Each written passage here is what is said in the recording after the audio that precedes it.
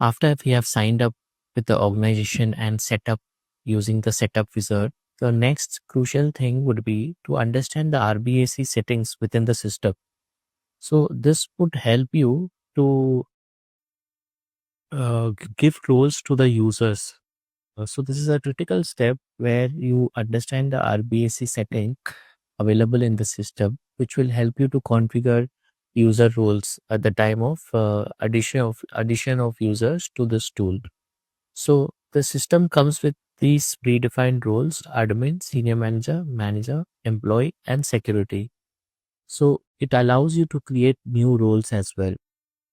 And this is the permission matrix, which is by default set for each of these roles: senior manager, manager, employee, and security. So the users you're going to add into the tool, you can select these preset roles and assign these roles to the respective user.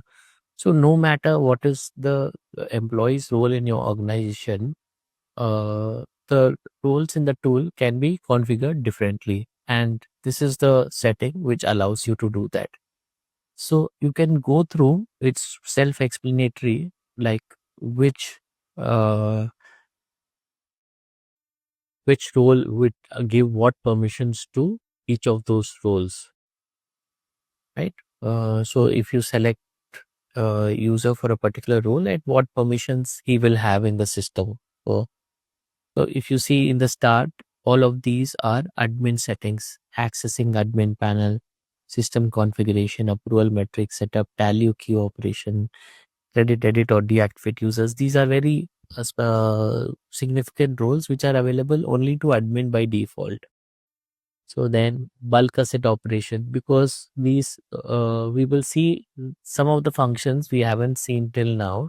So we will see as we dive into the tool, we will see more features.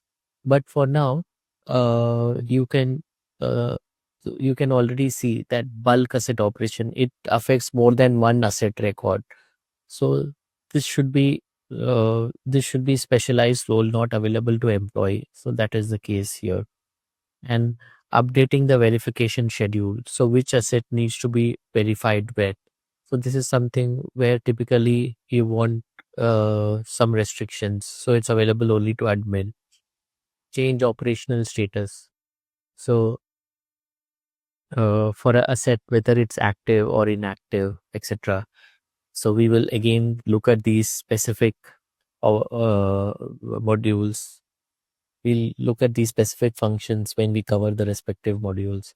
Viewing of asset register. This is a bit lenient. It's available even to employee because it's only a view role. The security doesn't get any of these roles. So viewing audit trail is available for manager and above. And for contracts, this is for warranty service contracts for each asset. So editing these contracts is available only to admin. So within the tool, you can maintain service records because the company might have taken AMC and warranty, etc. So if they want to know which warranty service is availed, where service records are raised, etc. So the tool has these features, which we will see later. For now, editing those service records are restrictive. However, creating those will not be restrictive. Anybody could create a service record. Viewing of contracts is available for everybody. Gate entry is available only to admin and security. And creating a goods receipt note, viewing a goods receipt note, creating purchase order, viewing purchase order. So these are not restrictive. Bulk PR actions. So these are restrictive. We will see eventually. Creating purchase requisition is not restrictive. Deleting the approval of purchase requisitions will be determined by the approval matrix. So that is not covered by this RBAC setting. However, deleting is restrictive only to admin. Creating service acceptance and viewing service acceptance is available. Approval of service acceptance will be governed through approval metrics, which we are going to set. And reports are primarily available for manager and above. And one specific report, expense register, is also available to employee. Self declaration of assets is available till manager and above. Creating is only like the process of initiating the self declaration is restrictive only to admin. So creating vendors, anybody can create a vendor apart from security.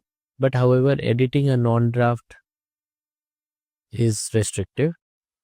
Creating verification campaign is again restrictive to admin. Performing verification outside campaigns is allowed for senior manager and admin. Viewing verification campaigns is allowed till manager. So this way, some default settings are already there. If teams are okay with this, then admin can continue with these configurations. However, you can set these RBSC settings later as well if you want to change anything. So it could be changed prospectively later. So now we having understood these RBSC settings, we can go and create users and assign uh, the roles to users in the next session.